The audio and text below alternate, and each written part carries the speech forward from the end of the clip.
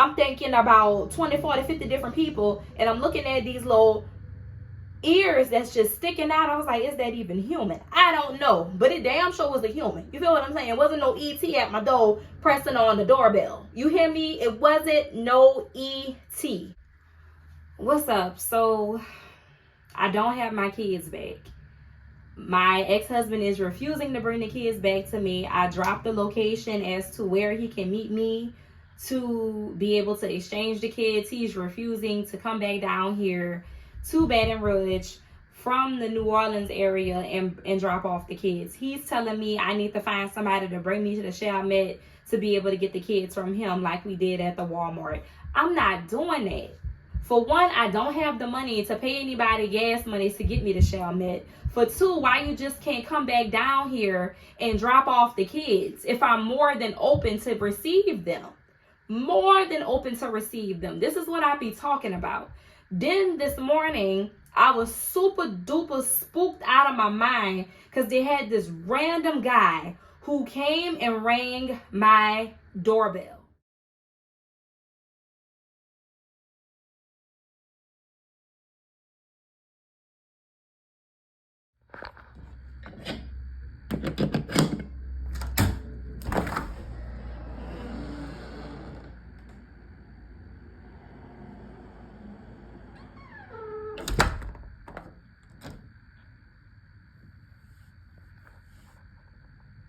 Somebody just came and rang my doorbell.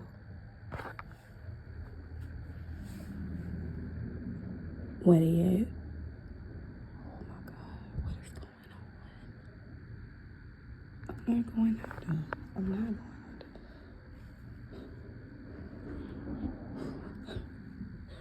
Who playing with me? Somebody just came and rang my doorbell. He came and rang my doorbell in my foyer. And the spooky part about it is that I have these steps in my foyer. And there's like this small little cubby hole right next to the steps that leads up to the upstairs apartments. And I had a feeling that the guy probably was hiding right underneath the steps in that little corner. And when I opened up my door, some said, Linda, close it. And I closed the door back. This was at 5:46 a.m.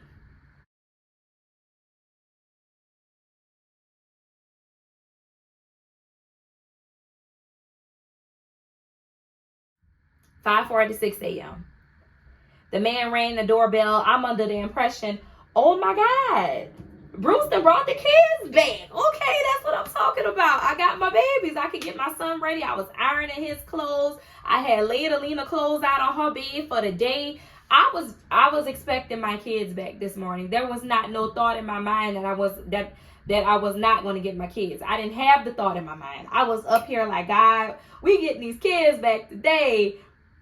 So I'm just stunned at the door like, oh my God, who is this guy? I'm looking at my phone, the alert going off, because the guy actually stood at my doorbell for about under 10 seconds. He was there for a minute. He was there. And the spooky part about it, what really, really spooked me out was the fact that I didn't see him leave. I did not see him leave. So initially, me opening the door was, Am I tripping? Is my mind playing games on me? I didn't know. I couldn't believe my eyes looking at my phone and looking at just looking at the photo saying you have a visitor from my doorbell camera. I'm just like, who is this? I'm thinking about 20, 40, 50 different people, and I'm looking at these little ears that's just sticking out. I was like, is that even human? I don't know, but it damn sure was a human. You feel what I'm saying? It wasn't no ET at my door pressing on the doorbell. You hear me? It wasn't no ET, but he intentionally came and pressed on my doorbell. Okay, so what happened was I ended up calling the police immediately, and I was holding my phone in my hand when I opened up the door, just in case, I just needed an extra video in my hand, and this man had, whatever the case may be. I don't know. Like I said, I didn't see him leave, so I was just scared.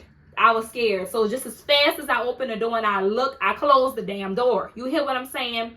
So I called the police. Police, get on over here. Hello. Yes, sir. Doing fine. Okay, so this morning, I was actually waiting to get my kids back from my ex-husband because he refused to bring them back. So I was under the impression, Baby, the police took about 30 minutes to get here. I'm like, I could have been laid out, beheaded. He could have been running up and down, sure. So here's what happened. The police end up getting here 35 minutes later. I'm just sitting down, just waiting for the police to get up in here. Police get here. He was a YT man. And he didn't buy anything I said. He didn't buy it. He ain't even wanted to take my case seriously. I told him, I said, look, there ain't nobody I know. I'm not out here fool out lying with all kind of different guys. I'm not out here in any type of relationship. I'm not out here dealing any drugs. I'm not doing any drugs from anybody. I don't owe anybody no money. So why would this random guy be ringing my doorbell at 5:46 in the morning the same day I'm expecting to get my kids back? It's not a coincidence. And so I told a police officer, I was just like, I don't think my ex-husband or anybody he know will send anybody over here to try to harm me. But then again, you just never know when people are out to take you under. If they can't physically touch you with their own hands, you don't know if they'll send somebody else to do it. You know what I'm saying? You don't know. You just don't know. You be having all kind of thoughts just going through your head. You know what I'm saying? So I'm just up here like, who playing with me? Who doing all this to me? Because I don't mess with nobody. I say to myself, I be inside 24/7 damn near because I work from home. Like on the outside looking in, I probably don't have a life compared to other people. You know, it's not like I'm out here traveling, coming back, doing this, doing that. I'm not doing nothing. I'm inside at this season of my life. You know what I'm saying? So the police officer was just like, you know, he probably had like a little issue that was going on, and he probably was looking for one of his friends' apartments at, 5 in the morning, and, he mistakenly rang your doorbell.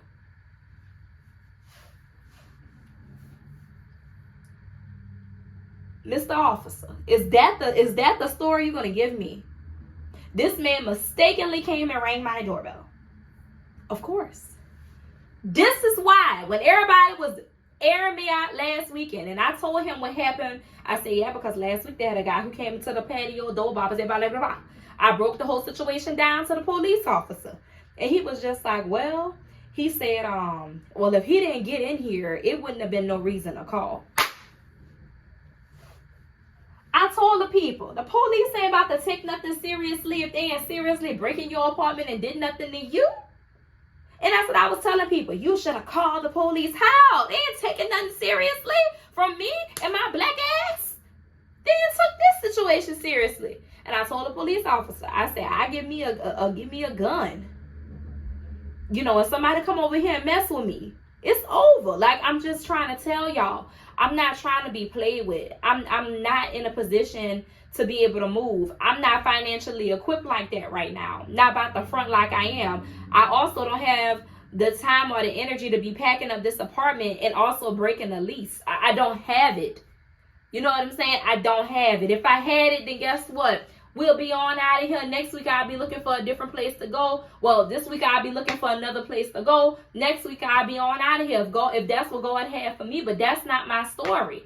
I'm living on low income. You feel what I'm saying? These are low income apartments. It's only so much I can say and only so much I can do and vouch, because when you living in areas like this, they don't take what you got to say when you black seriously. I don't give a damn what nobody have to say. And I'm just like, this is why I'm hustling to get on out of here and do better for me and my kids. I'm on my first foot post-divorce. This is my first place to stay. And the first thing people want to tell me is to go, leave. Where I'm going to go? I'm still up here like, where I'm going to go? I got to protect myself. I can't be up here just running from an issue without being able to solve it. I could be living in a luxury apartment and and someone at the apartment complex could be stalking me. So it doesn't matter where I go. I need to be fully aware and fully equipped of how I can defend myself and protect myself and my kids. That's all I can do right now. And when the time frame comes for me to move, I will be able to showcase that to y'all wholeheartedly when I get in there. Not just, showing y'all all the outside of the apartment. Same thing with a car.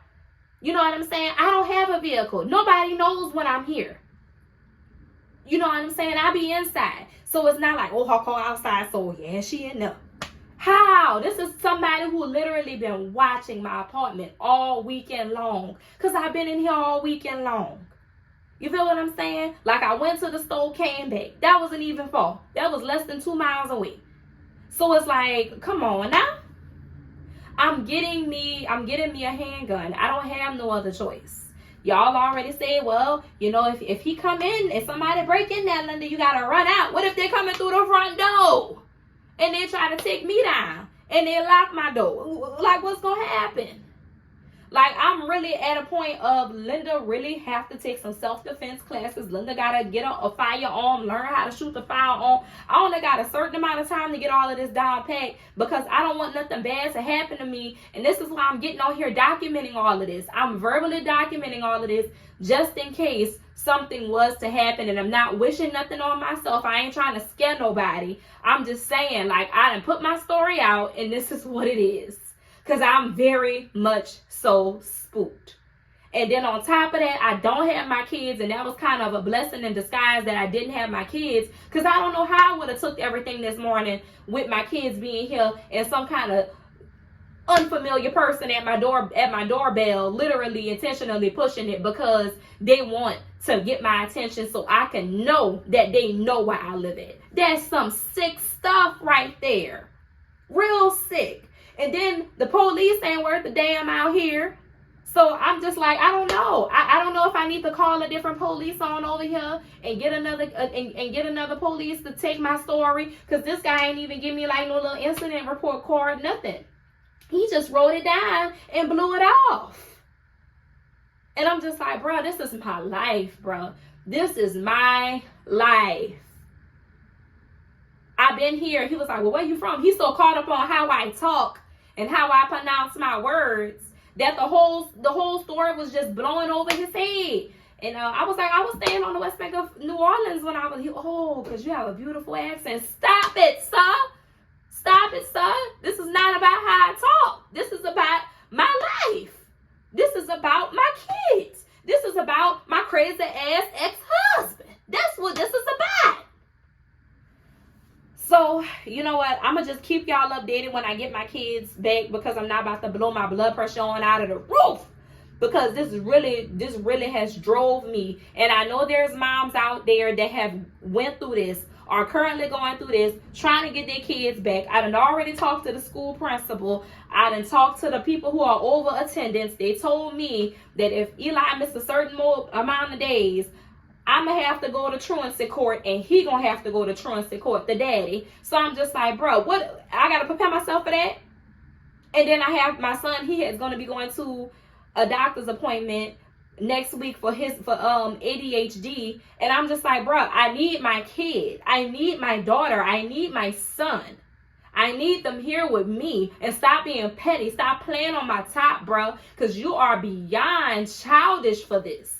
He gonna let our son's education suffer. And I got all of these things set up with my son IEP through the school. And this dude wanna play with all of that. He's so jealous that I'm the one getting our little boy on and off of the bus successfully to school, clean clothes, making sure he fed, making sure he A1. And then when my baby girl so mad that she about to be going off the pre-K and she about to be potty trained, he literally want to deplete the whole process so she could be stuck up in diapers. I'm sick of it. Like, he want her stuck in pull-ups so she don't go to school. I'm like, bruh, what is wrong with you? You are a lunatic. That's it. That's it. Only the strong can survive this. And this is why I'm literally keeping my cool. I'm keeping my chill. I'm about to eat some because I haven't eaten nothing all day. I've really been fasting. I've been fasting. So, just, asking God for clarity and endurance to be able to push through this mentally. And I'm working right now. I'm on my lunch break. Lunch break about to be over. But asking God for clarity and endurance. I'm about to break my fast because now it's 12 o'clock, so it's going on 12:30, so I got to break my fast and eat. So yeah, I want to thank you so much for watching, and I'm gonna keep you updated as the week go by and let you know when I get my kids back, because this is not about to stop. I seriously am tired. I am mentally and emotionally exhausted. I can't even cry no more, because that's just how, I can't even say peed off I am. That's just how disappointed I am in my children's father, because he wants to use them as pawns to get to me, because this is the only way he can attempt to break my character and also to try to attempt to break my mental health.